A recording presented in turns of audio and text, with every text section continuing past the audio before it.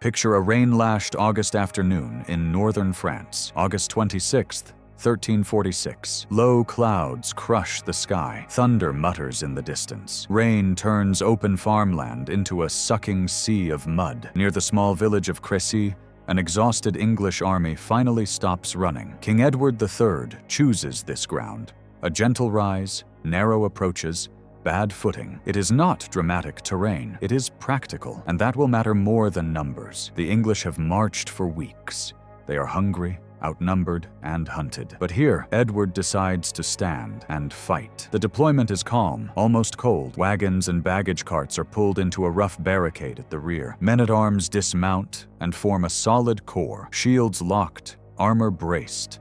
Along the flanks and center, longbowmen step forward, driving sharpened stakes into the earth. They test bowstrings kept dry beneath their caps. Quivers are full. Angles are measured. Every man knows his role. Across the sodden fields, the French army gathers, vast, confident, and impatient. King Philip VI commands a host swollen with chivalric pride. Thousands of mounted knights. Brilliant banners snapping in the wet wind.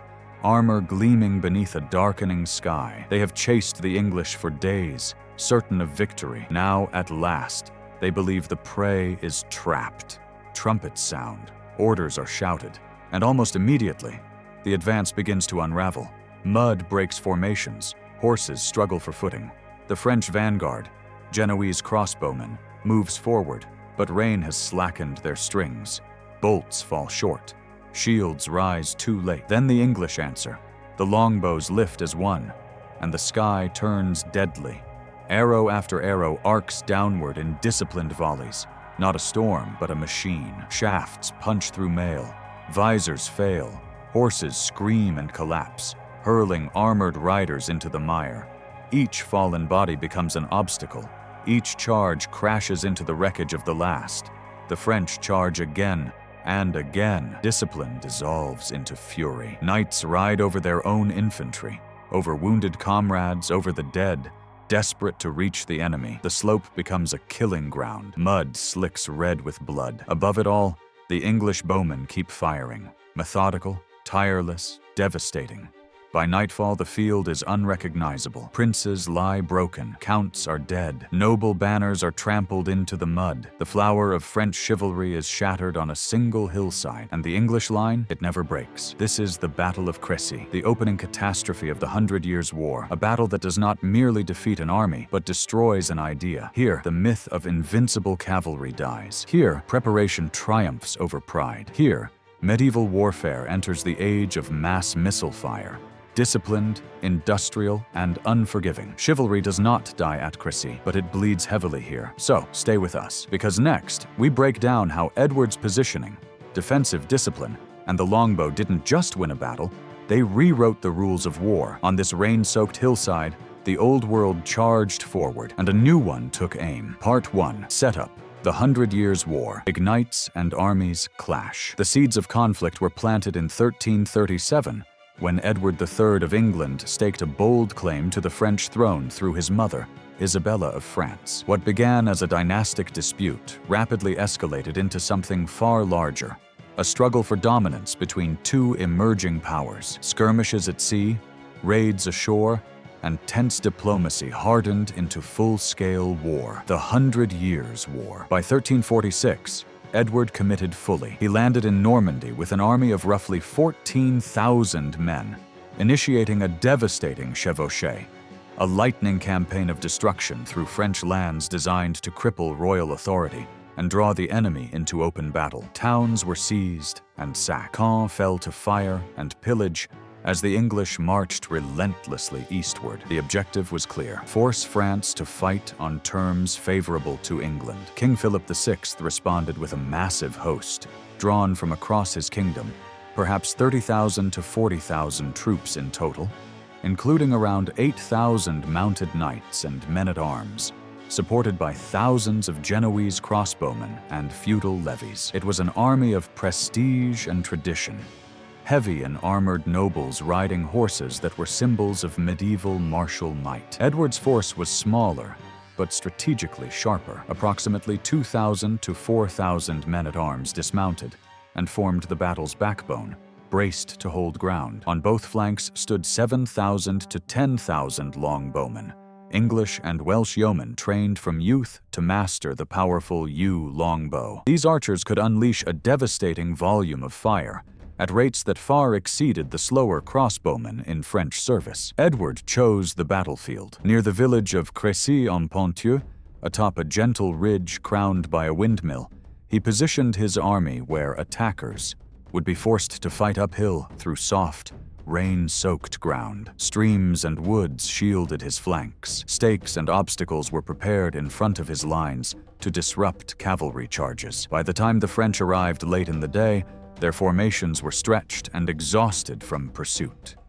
Rain began to fall, slackening bowstrings and turning the plain into slick mud. Some of Philip's counselors urged waiting until morning, a chance to restore order, reorganize ranks, and let tired horses rest. But chivalric pride and fear of dishonor pushed Philip to attack immediately. The armies now faced off across rain-drenched fields. On the English side, something deliberate and unusual was unfolding. Behind their line, wagons and carts were pulled into place, forming a crude but effective defensive barrier, a temporary fortress fashioned from supply wagons and earth. The shock of Crecy was about to begin, not just another clash of steel, but a battle destined to rewrite the rules of medieval warfare. Part 2. Wagon Fortifications. The impenetrable rearguard. Edward's advantage at Crecy is not clever weaponry alone. It is preparation and position. What makes this moment revolutionary is how he transforms ordinary tools of campaign into a force multiplier on the battlefield. Behind the English line, the baggage train is not left to rust in the rear. Instead, it is brought forward and deliberately positioned. Supply carts and wagons are drawn into a rough arc behind the infantry, and archers, not as a permanent fortress like the wagon loggers of later Hussite battles, but as a purposeful defensive barrier. It protects against surprise attacks, secures the army's supplies, and, just as importantly, prevents panic-driven retreat. This improvised rearguard matters, psychologically as much as tactically. Archers know their backs are covered. Reserves and ammunition remain accessible. The English line cannot easily break and flee. It can only hold or advance. Around them, wagons and carts become more than wood and iron. They become the spine of a deliberately anchored army. And Edward does not stop there. In front of the position, the ground has been prepared as well. Chroniclers and modern historians alike note the uneven, rain-churned terrain and deliberate use of obstacles, ditches, stakes, and shallow holes that funnel attackers into killing zones. These features, whether shallow pits or deliberately placed debris, disrupt cavalry momentum and force charging horses into restricted, muddy approaches. At the center, a crucial decision reshapes the battle. The men-at-arms, knights, and heavy infantry dismount and form the backbone of the English line. This is no prideful charge on horseback, but a chosen role. Stand, hold ground, and absorb impact. Unlike the French cavalry, trained for shock and pursuit, these men will not be pulled into reckless forward drives. Their purpose is stability, not spectacle, a disciplined core amid the chaos. The French, by contrast, arrive late and disorganized. Their advance is hurried, and commanders are pressured by pride and impatience. First forward are the Genoese crossbowmen, elite mercenaries known across Europe. But rain has drenched the field and slackened the strings of many crossbows. Worse, their protective pavises and additional ammunition remain with the baggage far to the rear. When the Genoese attempt to fire, their bolts fall short of the English lines and their rate of fire cannot keep pace. The English response is immediate and devastating. From behind their secure position, the longbowmen unleash a sustained barrage. Not a single storm, but a continuous, coordinated wall of arrows. English bows outrange and outpace the crossbow, delivering a rate of fire often more than 3 times greater and raining shafts steadily into advancing ranks. The slope magnifies the effect. Horses struggle in softened earth. Riders fall. The dead and wounded become literal obstructions on the way forward. As each assault falters, the wagons behind the English line reveal their full value. They deny the flanks, preventing the French from easily turning or enveloping the position. Every failed assault channels the next wave into the same narrow, muddy corridor, a death funnel engineered by terrain and tactic. French knights, determined to break through, charge again and again, sometimes riding through their own retreating infantry in desperation. Cohesion dissolves. The brilliance of a pure mounted charge is undone by mud, obstacles, and relentless fire. Each attack arrives weaker than the last. Edward has built more than a defensive line. He has assembled a system, a secured, anchored rear guard that eliminates panic flight, a disciplined infantry corps that holds ground against charge after charge, universal missile fire that burns into attackers long before they close, terrain weaponized to slow, funnel, and destroy momentum. And now, with the battlefield fixed and the enemy committed, the real force of Crécy is about to fall, not with a single blow, but with thousands of arrows darkening the sky. Next, the volleys, and how sustained missile fire shattered the pride of chivalry and reshaped medieval warfare forever. Part 3. Arrow barrages, the longbow's deadly rain. At Crecy, the longbow is not simply a weapon, it is a system, a tactical backbone, a volume of fire machine that dominates the battlefield. Edward III deploys his archers with deliberate care, along the flanks, in depth, and forward along the front. Their numbers may range from 5,000 to 7,000 strong. English and Welsh yeomen, whose training began in youth, yew bow in hand. Their mission is not dueling one enemy at a time. It is saturation, to deny ground, break formations, and stop momentum cold. The weapons themselves are formidable. Longbows crafted from yew with draw weights often exceeding 100 to 125 pounds. Fire heavy arrows tipped with bodkin points capable of punching through the mail armor of man and horse alike at close and medium range. Others bear broadheads designed to cripple mounts. At Crecy, range matters less than volume, and volume is everything. By mid-afternoon, rain slackens to a drizzle. The French commander orders the Genoese crossbowmen forward. But this contest is uneven from the moment it begins. Crossbows reload slowly under any conditions. In wet weather, strings and mechanisms falter. Protective pavises, large shields behind which crossbowmen might operate, lag with the baggage far to the rear. Coordination falters before bolts are even loosed. The English answer, and they answer with speed. Longbowmen loose 10 or more arrows per minute each, not in isolated volleys, but in a continuous, relentless fall. Arrows rain down like iron rain. French ranks advance into what becomes a curtain of shafts. Crossbow bolts fall short. English arrows do not. The Genoese line collapses under sustained pressure. Many men fall, others turn and flee uphill, directly into the approach paths of the French cavalry. Confusion spreads instantly through the French host. Now the knights charge, not once, not twice, but wave after overlapping wave, dozens of assaults born of desperation, pride, and the chivalric code that refuses caution. Horses, already struggling in churned mud, cannot build the momentum needed for impact. Many riders are struck before they can even close. Fallen mounts quickly become obstacles, walls of flesh, armor, and broken bodies that halt the next surge in its tracks.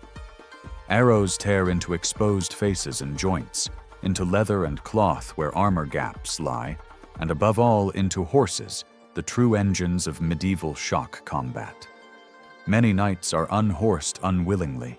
Some dismount, only to vanish beneath the press and weight of bodies. Among those who charge is John of Bohemia, blind, steadfast, and cloaked in tragic resolve. Tied to his retainers so he can be led into battle, he rides into the storm of arrows and is killed. His death is later immortalized as tragic chivalry, a symbol of courage confronted by a new age of war. By dusk, the French army breaks. Casualty figures vary widely among chroniclers, but the pattern is unmistakable. Thousands of French men-at-arms lie dead, among them an extraordinary portion of the high nobility.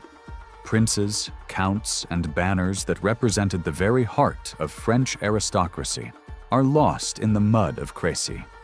English casualties, by comparison, are minimal, a fraction of their enemies' losses, proof that discipline and position matter as much as steel. The shock across Europe is profound. Crécy demonstrates what few commanders had yet accepted. Armored cavalry, the backbone of medieval warfare, can be destroyed by disciplined infantry and sustained missile fire. The longbowmen do not simply harass the French, they decimate them. Chivalry does not vanish at Crécy, but its dominance is shattered. What falls on that rain-soaked slope is not courage. It is assumption, and as darkness settles over the field, Europe is forced to confront a new reality. Wars will no longer be decided by charge alone, but by preparation, discipline, terrain, and arrows loosed without mercy. Part 4. Aftermath, humiliation, and the war's turning tide. The defeat at Crécy is more than a battlefield loss. It is a psychological rupture. As dusk settles over the shattered field, King Philip VI, wounded and shaken, narrowly avoids capture. Under cover of darkness, he withdraws with what remains of his army. What was once the pride of French chivalry, an armored elite that had dominated European battlefields for generations, is left in tatters. The aura of invincibility surrounding France's knightly elite has been shattered in a single afternoon. Across the Channel, Edward III doesn't pursue recklessly. He understands that victory is a moment to be exploited, not squandered. With cold precision and strategic foresight, he turns north and lays siege to Calais. For nearly a year, English forces encircle the port city, tightening the blockade until, in 1347, Calais finally falls. This hard-won prize becomes England's most valuable continental foothold, a gateway for trade, troops, and influence. For over 2 centuries, Calais remains in English hands, a permanent reminder of French failure and English resolve. Crécy also forges legends and reputations that will echo through generations. Among those who distinguish himself is Edward of Woodstock, the king's eldest son, later known to history as the Black Prince. Fighting prominently in the battle, his conduct earns him knighthood and lasting renown. From the field of Crécy, he adopts the ostrich feathers and the motto, Ich dien, I serve, symbols tied to the fallen King John of Bohemia, whose blind courage and tragic death become part of martial lore. The war itself does not lose momentum. It intensifies. Crécy sets a pattern, a formula of terrain advantage, disciplined infantry, and overwhelming longbow fire that will be replicated with devastating effect. In 1356, at the Battle of Poitiers, English forces again use similar tactics to annihilate a larger French army and capture King John II of France. It is another catastrophic blow that compounds France's humiliation and further erodes the prestige of traditional cavalry warfare. The consequences ripple inward through France. The catastrophic loss of noble leadership weakens the feudal military class, and accelerates the centralization of royal power. Chivalric warfare, once the core of aristocratic identity and honor, is exposed as strategically obsolete in the face of disciplined formations and combined arms. Adaptation becomes less a choice and more a necessity. Crécy does not end the 100 Years' War, but it changes its direction. From this point forward, France fights not merely to win battles, but to recover from a profound shock to its military foundation and national psyche. England, emboldened by success, presses its advantage. The balance of power shifts.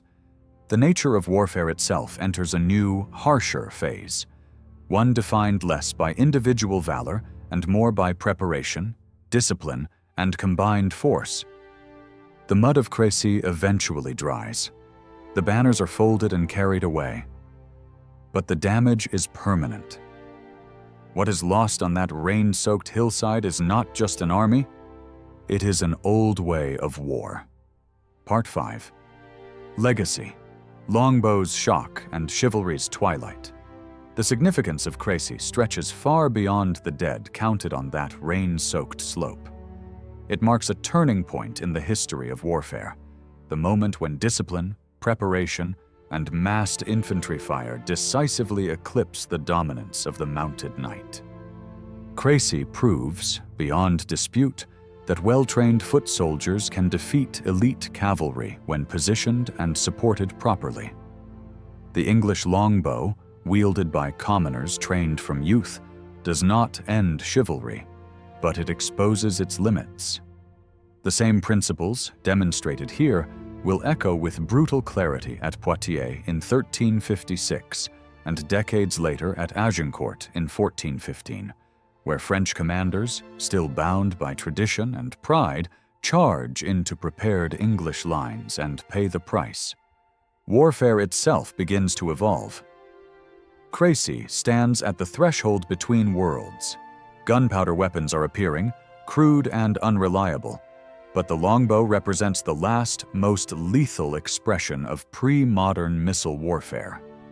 It is a transitional weapon, bridging medieval tradition and early modern combat, where volume, discipline, and logistics eclipse the value of individual valor. In France, the lesson is harsh but transformative. The catastrophic loss of noble leadership accelerates the decline of feudal levies, forcing the crown to centralize power and develop a more professional army. Impulsive knightly charges, once the heart of warfare, give way to coordination, planning, and combined arms. Strategy replaces bravado. In England, Crécy becomes foundational to national identity. The longbowman, a commoner, a yeoman trained from youth, emerges as a symbol of resilience, ingenuity, and merit. Victory is no longer the sole province of lineage. It belongs to preparation, skill, and teamwork. Today, the fields near Crécy-en-Ponthieu are quiet. Memorials mark where banners once fell, where armor sank into mud. The landscape is calm, but the lessons endure. At Crécy, arrogance meets preparation, tradition meets reality. History pivots away from the age of the knight toward a future defined not by individual glory, but by discipline, coordination, and firepower.